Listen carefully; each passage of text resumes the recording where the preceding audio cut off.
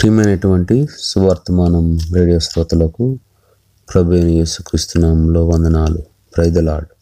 ప్రియులారా, ఈ సమయంలో దేవుని యొక్క లేఖన భాగాల్ని వినడానికి ముందు చిన్న ప్రార్థన చేసుకుందాం. కృపగల దేవ, నమ్మకమైన తండ్రి, సమయాన్ని దీవించండి, ఆశీర్వదించండి. మీ తగిన మాటలు, మీ కృపగల మాటలు మాకు వినిపించాలని కోరుకుంటున్నాం. మీ యొక్క ఉన్నత ఉద్దేశాలు, మీ తలంపులు, మీ మారిన ప్రేమను బట్టి వందనాలు చెల్లిస్తుంటున్నాం. మాకు తండ్రి ప్రతిదినము ఇస్తున్నటువంటి ఒక ప్రొవిజన్స్ని బట్టి వందనాలు, మా అనుదిన ఆహారాన్ని బట్టి వందనాలు చెల్లిస్తుంటున్నాం. నాయన, మమ్మల్ని పోషిస్తుంటున్నారు, నడిపిస్తుంటున్నారు, మమ్మల్ని భద్రపరుస్తున్న విధాన్ని బట్టి వందనాలు. ఈ విధంగా మరొకసారి మీ పాద సన్నిధిలోకి రావటానికై మీరు ఇచ్చినటువంటి మంచి అవకాశాన్ని బట్టి, సదా అవకాశాన్ని బట్టి వందనాలు. ఈ సమయంలో మాతో మీరు మాట్లాడాలని, మీ యొక్క పరలోక సత్యాలని మాకు తెలియజేయాలని యేసు నామములో అడిగి ప్రార్థించి గణపరిచి వేడుకొంచున్నాం తండ్రి, ఆమేన్. ప్రియులారా, మీరందరూ కూడా ప్రభునందు ఆనందిస్తున్నారని తలస్తున్నాం. ప్రభు ప్రేమించి నూతన సంవత్సరంలో ప్రవేశింపజేసినాడు. అందుకే మనందరం కూడా కృతజ్ఞులు. ఎంతోమంది నూతన సంవత్సరంలో రావాలని ఆశపడ్డారు, కానీ రాలేకపోయినారు. కాబట్టి ప్రభు ఈ యొక్క నూతన సంవత్సరంలోకి మనం తీసుకొచ్చినందుకు ఆయన కృతజ్ఞత తెలియజేస్తూ, మనము ఆయన తీసుకొచ్చిన ఉద్దేశం కూడా ఎన్నో వారమై ఆ ప్రకారం నడుచుకోవాలని కోరుకుంటున్నాం. ఈ సమయంలో పరిశుద్ధ లేఖన భాగాల నుంచి కొన్ని మాటలు మనము విందాం. మనకి సుపరిచితమైనటువంటి లేఖన భాగము అయినప్పటికీ ప్రభు మనతో ప్రత్యేకమైన రీతిలో మాట్లాడతాడని మనం నమ్ముతుంటున్నాం. ఎందుకంటే దేవుని యొక్క వాక్యము ఎన్నిసార్లు చదివినా కూడా అన్నిసార్లు కూడా దేవుడు ఒక ప్రత్యేకమైన రీతిలో మాట్లాడతాడు, నూతన తలంపులు ఇస్తాడు. కాబట్టి ఈ సమయం కీర్తనలు 1వ అధ్యాయాన్ని మనం ధ్యానిద్దాం. 1వ వచనం ఈ విధంగా ఉంటుంది. 1 నుంచి 6 వచనాలు చూద్దాం.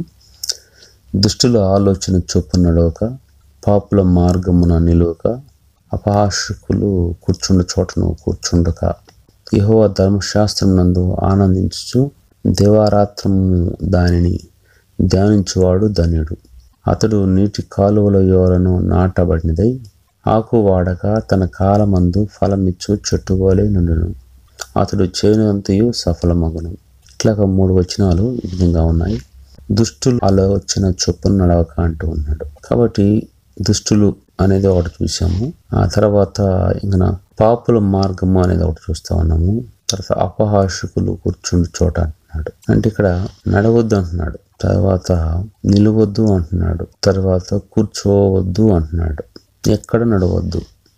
దుష్టుల ఆలోచన చొప్పున నడవద్దు. ఎక్కడ నిలవద్దు అని అంటే పాపుల మార్గమున నిలవద్దు. ఎక్కడ కూర్చోకూడదు అని అంటే అపహాసకులు కూర్చుని చోట కూర్చోకూడదు. సో దుష్టుల ఆలోచన అని అంటే ఎట్లా ఉంటుంది? ప్రభువు లేనటువంటి జీవితాలు, వారిచ్చే ఆలోచనలు కూడా దుష్టంగానే ఉంటాయి, దుష్టకరంగానే ఉంటాయి. సత్యాన్ని మనం గుర్తెరగాలి. ప్రభువును కలిగి ఇచ్చే ఆలోచనలు కొంత భయము భక్తితో ఉంటాయి. ఎందుకంటే మనము ఏమి నాటుతాము అదే కోస్తాము అనే లేఖన భాగాలు చదివిస్తాయి. కాబట్టి సో దేవుని యొక్క భయం ఉంటుంది. మనము సత్యం చెప్పాలి, లేకుంటే మనం యథార్థంగా నడుచుకోవాలి అన్న ఆలోచనలు వస్తూ ఉంటాయి. దేవుని యొక్క ఆత్మ మనలో ఉండి మనల్ని భయపెడుతూ, అంటే మనల్ని ఏదైనా తప్పుగా చేసినప్పుడు మనలో అపరాధాన్ని, అదే ఒక ఆలోచనను కలుగజేస్తూ ఉంటుంది అన్నమాట. కాబట్టి దుష్టులు అయితే వారి యొక్క ఆలోచన ఎట్లా ఉంటుందంటే, వారు కేవలము ఎక్కువ దుష్టత్వం గురించి ఆలోచిస్తూ నష్టం తీసుకురావాలనే ప్రయత్నాలు జరుగుతూ ఉంటారు. వారికి మనస్సాక్షి అనేది పనిచేయదు. కారణం ఏంటంటే వారు తమ లోకాధిపతి యొక్క ఆలోచన కింద, అధికారం కింద ఉన్నారు. వారు ప్రభువు ఒక మాటలు అనేది వారికి పెద్దగా గొప్పగా అనిపించు. ప్రభు వారి జీవితంలో లేరు కాబట్టి వారి మనస్సాక్షి చనిపోయినట్టుగా ఉంటుంది. సో కాబట్టి వారు ఎప్పుడైనా తప్పు చేస్తున్నప్పుడు, తప్పు మాట్లాడుతున్నప్పుడు, తప్పు చేసే చోట నిలుస్తున్నప్పుడు వారి యొక్క మనస్సాక్షి వారిని గద్దించినట్లుగా అనిపించకపోవచ్చు. కాబట్టి మనము దుష్టులు ఏమి చెప్తారో ఆ విధంగా నడవాల్సిన అవసరం లేదు, నడవకూడదు. ఒకవేళ ఆ విధంగా నడుస్తున్నామంటే ఆ నడిచే వ్యక్తిలో ఉన్నటువంటి ఆత్మ ఎటువంటి ఆత్మ మనం తెలుసుకోవాలి. పరిశుద్ధ ఆత్మ లేకుంటే అది అపవిత్ర ఆత్మ. పరిశుద్ధ ఆత్మ ప్రభు పిల్లల్ని సరైన రీతిలో నడిపిస్తుంది, తప్పుగా నడిపించదు. ఎప్పుడైతే మనము అపవిత్ర ఆత్మకి చోటిస్తామో, అపవిత్రమైన ఆలోచనలు చోటిస్తామో, దానికి మనసు పెడతామో, అప్పుడు తప్పుగా నడిచేదానికి అవకాశం ఉంటుంది. సో దుష్టులు ఇచ్చే ఆలోచనలు దేవునికి వ్యతిరేకమైనవి. దేవుని కుమారుడు అంటే దేవుని తెలుసుకున్నటువంటి వ్యక్తి, దేవుని యొక్క విశ్వాసించబడే వ్యక్తి తను ఆలోచించే విధానం దేవునికి ఇష్టకరంగా ఉంటుంది. ఒక్కోసారి తప్పుగా ఆలోచన వచ్చిన ఆత్మ దేవుడు మాట్లాడి సరిదిద్దుతాడు కాబట్టి, సరి చేస్తాడు కాబట్టి మరలా తను తిరిగి ఆ సత్యాన్ని, అదే తను చేస్తున్న తప్పని తెలుసుకుని వెంటనే మనసు మార్చుకోవటము, మార్గం మార్చుకోవడం చేస్తాడు. కాబట్టి మనం అర్థం చేసుకోవాల్సిందంటే వాళ్ళు లాభదాయకమైన ఆలోచనలు లేకుంటే చాలా తీవ్రమైన ఆలోచనలు, తప్పు చేసి లాభం పొందటం, తీవ్రంగా ప్రవర్తించి లాభం పొందటం, లేకుంటే ఎవరికి నష్టం తీసుకొద్దాం, దాని ద్వారా ఏ విధంగా మనము సంతోషించగలుగుతాం, ఏ విధంగా మనము దాని ద్వారా ఆనందించగలుగుతాం అన్న ఆలోచనలు, ఇంకా ఎన్నో ఆలోచనలు ఈ దుష్టులు ఇచ్చే ఆలోచనలు. అవి చూడటానికి మనకి వినేదానికి మంచిగా అనిపిస్తాయి కొన్నిసార్లు, కానీ దాని కాన్సిక్వెన్స్, పర్యవసానం చూసినప్పుడు చాలా నష్టాన్ని తీసుకొచ్చేదిగా ఉంటుంది అన్నమాట. కాబట్టి ఇది నాకు ఆలోచన, ఎవరన్నా ఆలోచన పంచుకున్నప్పుడు అది ఎటువంటి ఆలోచన అంటే దాన్ని ఇంప్లిమెంట్ చేయడానికి, దాన్ని జీవితంలో అనుసరించి నడవటానికి ముందు మొట్టమొదటిగా అది ఎటువంటి ఆలోచన అని గుర్తెరిగి ఆ ఆలోచన గురించి ప్రార్థన చేసి ఒకవేళ ప్రభు నడిపిస్తే ఆలోచన గురించి వెళ్ళాలి. అట్లా కాదన్నప్పుడు అది దుష్టమైన ఆలోచనని కన్సిడర్ చేయాలి.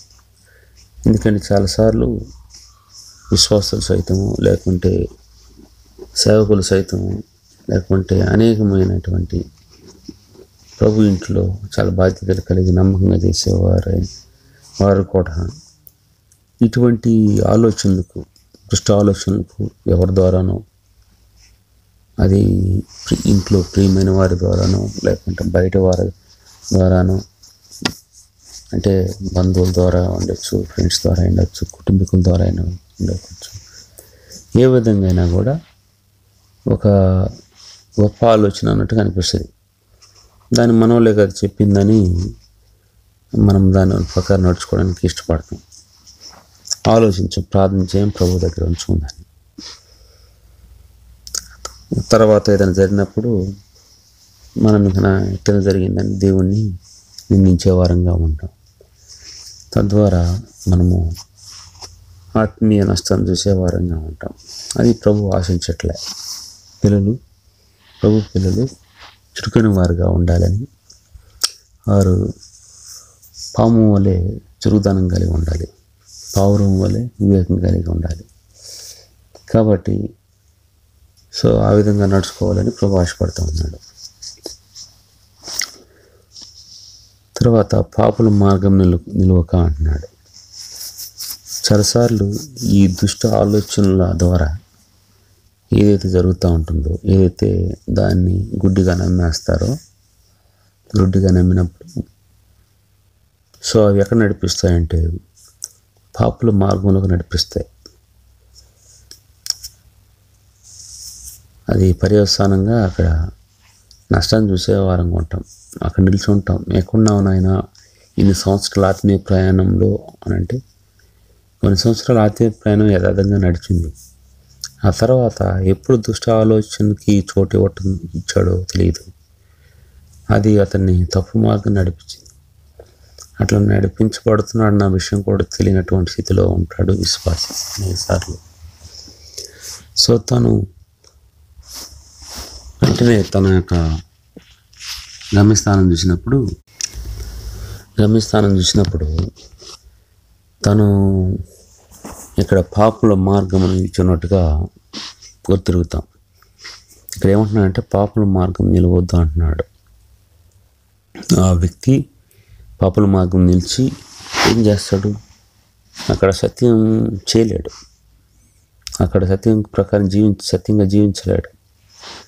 అక్కడ పవిత్రంగా జీవించలేడు.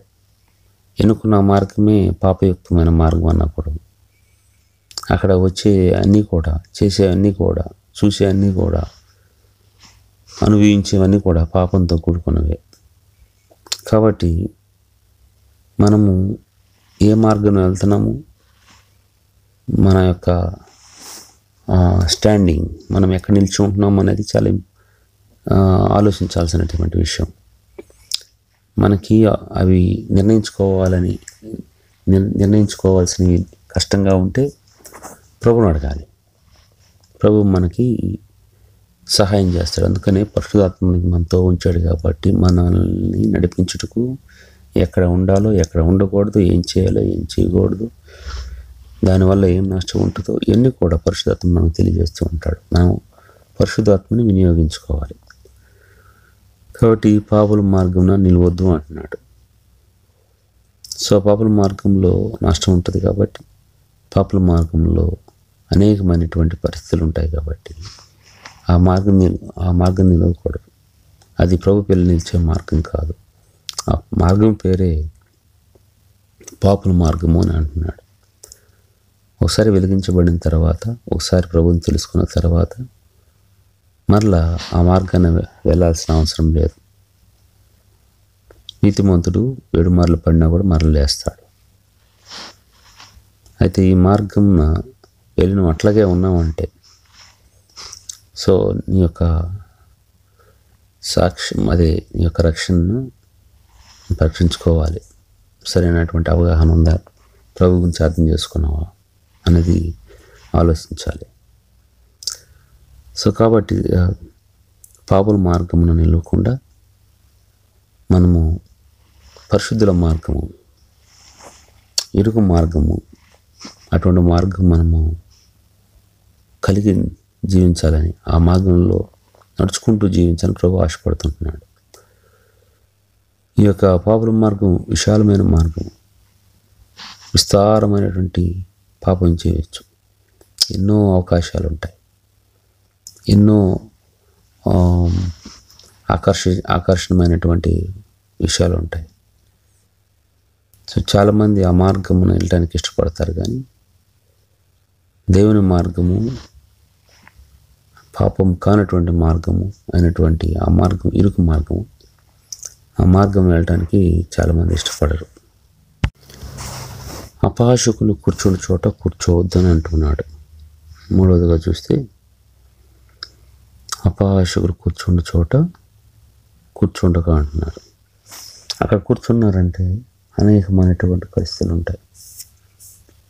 అపహాసకులు ఏం చేస్తారు? వేరే వారి గురించి అనేక విషయాలు చర్చించుకుంటూ, వారిని అవమానంగా మాట్లాడుతూ, అవమానంగా వారి యందు ప్రవర్తిస్తూ,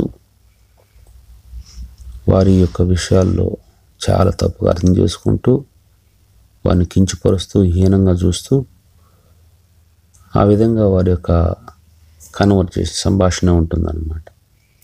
ఆ విధంగా వారితో కూర్చోవడం ద్వారా వారి పాపంలో నువ్వు కూడా పాలుభాగస్తుడిగా ఉంటున్నావు. పరుల పాపంలో పంచుకోవద్దు, పరుల పాపంలో పాలుభాగస్తులు కావద్దు. సో కాబట్టి ఇక్కడ అపహాసకులు కూర్చుండు చోటును కూర్చుండుక అని అంటూ ఉన్నాడు. వాళ్ళతో కూర్చోకూడదు. కూర్చోడానికి చాలా స్థలాలు ఉన్నాయి. అంటే నేను ప్రవర్తన గురించి మాట్లాడుతున్నాను. అనేక విధాలుగా నడుచుకొని మంచి ప్రవర్తన కలిగిన చోట్ల కూర్చోవచ్చు. ఇక్కడ అపహాసకులు కూర్చున్న చోట కూర్చోవద్దు. అది విశ్వాసకు తగదు. ఈ 3 విశ్వాసం తగనియే. ఈ అవిశ్వాసాలకు సంబంధించినవి. దుష్టుల ఆలోచన చొప్పున నడటం అనేది, పాపుల మార్గం నిలవటం అనేది, అపహాసకులు కూర్చున్న చోట కూర్చోవటం అనేది ఇవి అవిశ్వాసులకు సంబంధించినవి. విశ్వాసిగా నువ్వు అవివేచన కలిగి అటువంటి పరిస్థితులు, అటువంటి ఆలోచన చొప్పున నడవకూడదు, అటువంటి మార్గం నిలవకూడదు. అపహాసకులు అటువంటి వారు కూర్చున్న చోట కూర్చోకూడదు. అది ప్రభు ఆశిస్తూ ఉన్నాడు అన్నమాట. ఈ సత్యాన్ని తెలుసుకొని ముందుకెళ్ళాలని ప్రభు కోరుకుంటూ ఉన్నాడు. మనం మన ఇష్టానుసారంగా జీవించడం ద్వారా ప్రభు యొక్క ఇష్టాన్ని పక్కన పెట్టిన వారంగా ఉంటాం. మనం జీవిత యాత్రలో అనేకమైన ఒడిదుడుకులు ఎదుర్కొంటూ వెళ్తూ ఉంటాం కాబట్టి, సో ఈ ఒడిదుడుకుల్లో కొన్నిసార్లు ఇది ఏ మార్గంలో మనం ఉన్నాము, ఎవరు ఆలోచన బట్టి నడుస్తున్నాము, ఎక్కడ నిల్చున్నాము, ఎక్కడ కూర్చుంటున్నాము అనేది చాలాసార్లు వివేచన అనేది మిస్ అయిపోతూ ఉంటుంది. చాలాసార్లు అట్లా వివేచించలేని పరిస్థితులు ఉంటాయి ఉన్న పరిస్థితులను బట్టి. సో నువ్వు ప్రభుతో అనుదినము కనెక్ట్ అయి ఉంటే, ప్రభుతో సంబంధం కలిగి ఉంటే, ప్రార్థన, వాక్యము, వాక్యం చదువుతూ ప్రార్థన చేస్తూ ఉంటే ప్రభు ఆ సమయాల్లో నడిపించేవాడుగా ఉంటాడు. అర్థం చేసుకోవడానికి సహాయం చేసేవాడుగా ఆ వివేచన అనేది అనుగ్రహిస్తాడు. కాబట్టి ప్రియులారా, మనము ఇంతవరకు గత సంవత్సరం అంతా నడుచున్నాము. ఈ నూతన సంవత్సరంలో ఇంతవరకు అనేక చోట్ల అనేక విధాలుగా నడిచి ఉండొచ్చు. ఆ విధంగా ఇన్ఫ్లుయెన్స్ అయి ఉండొచ్చు, ప్రభావితమై ఉండొచ్చు. కాబట్టి ఇక నుంచి మనము అటువంటి మనకు అది ఎంతో లాభదాయకమైనటువంటి ఆలోచన అయినప్పటికీ అది దుష్ట ఆలోచన అన్న సత్యం గుర్తెరిగి ఆ విధంగా నడవకుండా ఉండాలి.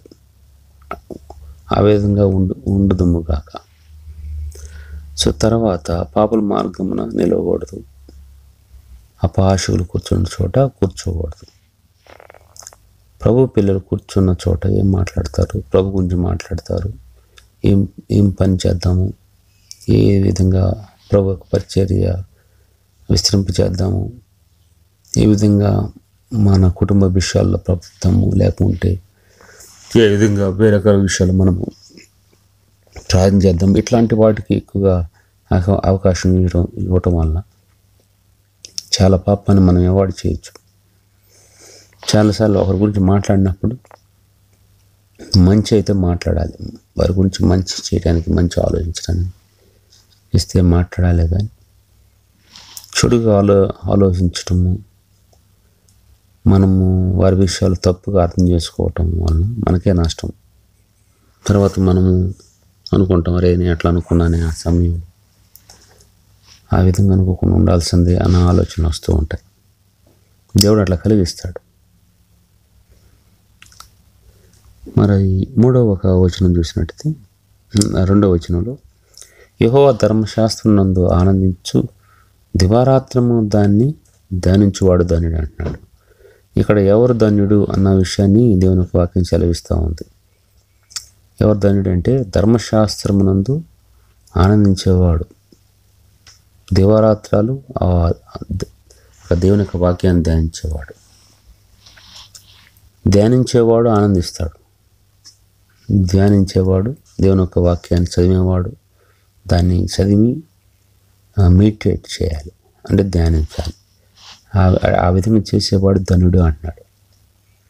ఆ విధంగా చేసేవాడు పైన ఆ 3 పరిస్థితుల నుంచి తప్పించబడతాడు. పైన 3 పరిస్థితుల యొక్క ప్రభావం నుంచి తప్పించబడతాడు. ఆ పరిసర ప్రాంతాలకు వెళ్ళడం, అటువంటి పరిస్థితుల్లోకి నాకు ఆ వాక్యం అతను నడిపించదు. ఆ వాక్యము హృదయంలో ఉండటం ద్వారా ధ్యానిస్తున్నాడు. కాబట్టి ఎప్పుడు ధ్యానిస్తున్నాడు? రాత్రి పగలు ధ్యానిస్తున్నాడు. ప్రతిదానికి సమయం ఉంటుంది, కానీ దేవుని యొక్క వాక్యానికి సమయం ఏమి లేదు. ఏ సమయంలో అయినా నువ్వు వెళ్ళి ధ్యానించవచ్చు, కూర్చొని ధ్యానించవచ్చు. ఉన్న చోటన ఉన్న పాటన ప్రభు యొక్క వాక్యం దగ్గర ఉన్నప్పుడు, దేవుని యొక్క బైబిల్ గ్రంథం మీ చేతిలో ఉన్నప్పుడు, ఎదురు ఉన్నప్పుడు ఎక్కడైనా ఏ సమయంలోనే ధ్యానించవచ్చు. ఆయన మాట్లాడటానికి సిద్ధంగా ఉన్నాడు. హాస్పిటల్కి వెళ్తుందంటే అక్కడ విజిటింగ్ అవర్స్ ఉంటాయి. మరొక చోటుకి వెళ్తే, ఆఫీస్కి వెళ్తే ఆఫీస్ కూడా టైమింగ్స్ ఉంటాయి. కానీ దేవునికి టైమింగ్ ఏం లేదు. సో ఏ సమయంలో అయినా మాట్లాడతాడు, ఎక్కడైనా మాట్లాడతాడు. ఆయనకి వీక్లీ ఆఫ్లు ఏముండవు, వీకెండ్ హాలిడేస్ ఏముండవు. ఆయన 24 గంటలు అందుబాటులో ఉంటాడు. కాబట్టి అందుకని దివారాత్రులు ఇటువంటి గొప్ప దేవుడు మనం కలిగి ఉన్నామంటే, ఇటువంటి గొప్ప దేవుని మనం కలిగి ఉన్నామంటే ఆనందించాలి. ఎంతోమంది జనాంగం ఉంది, ఎన్నో తెగలు ఉన్నాయి. ఏ తెగలు లేనటువంటి దేవుడు, అటువంటి దేవుడు మనకున్నాడు. 24 గంటలు అందుబాటులో ఉండేవాడు. కొంతమంది దేవుడి దగ్గరికి వెళ్ళినప్పుడు వారిని నిద్ర లేపటానికి ఒక పాట పాడాలి. అటువంటి పరిస్థితి ఉంటుంది. నిద్రపోయేవాడు దేవుడు కాదు, మెలకువగా ఉండి కాపాడేవాడు దేవుడు. మెలకువగా ఉండి తన ప్రజల్ని పరిపాలించేవాడు దేవుడు. సో కాబట్టి ఇజ్రాయెల్ని కాపాడువాడు. దేని యొక్క లేఖన భాగాలు సెలవిస్తున్నాయి. ఇజ్రాయెల్ని కాపాడువాడు కొనుక్కుని నిద్రించడు. అటువంటి దేవుడు ఆయన దివారాత్రులు తన పిల్లల్ని కాపాడుతూ ఉంటాడు. కాబట్టి మనము దివారాత్రులు వాక్యాన్ని ధ్యానిస్తూ ఉండాలి. ఆయన మనల్ని కాపాడే విధానం కూడా అదే విధంగా ఉంటుంది. ఇంకొకటి చూసినట్లయితే ధర్మశాస్త్రం ఆనందించాలి. అంటే దేవుని యొక్క వాక్యం నందు ఆనందించాలి. అంటే వాక్యమే దేవుడు కాబట్టి దేవుని యందు ఆనందించాలి. దేవుని యందు ఆనందించాలి.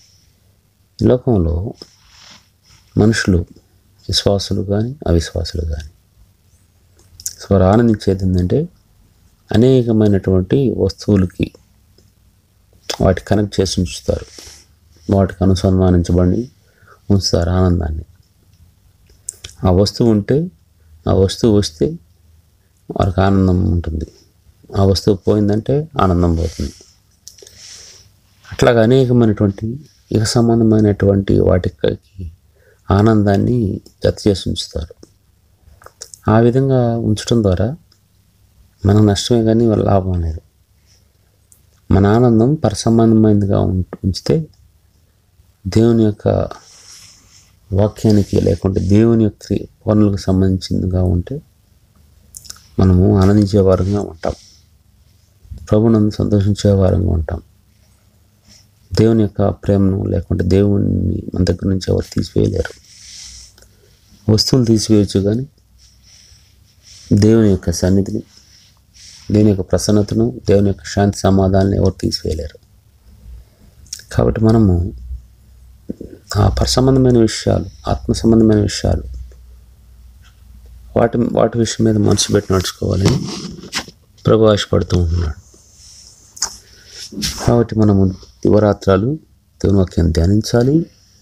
ఆ వాక్యం నందు ఆనందించాలి. ఆనందించేవాడు ప్రభునందు ఆనందించేవాడు ధ్యానించేవాడు ఆనందిస్తాడు. సో అటువంటి వాడు ధన్యుడని దేవుడు సెలవిస్తున్నాడు. అంతేగాని దుష్టాలను చొప్పు నడిచేవాడు, పాపుల మార్గం నిలిచేవాడు, అపాశువులు కూర్చుండేవాడు, ఆ విధంగా లోకంతో రాజీపడి జీవించే వ్యక్తి ధన్యుడు కాదు. అటువంటి వ్యక్తి ప్రభునందు ఆనందించలేడు. అటువంటి వ్యక్తి ప్రభు కొరకు సాక్షిగా ఉండలేడు.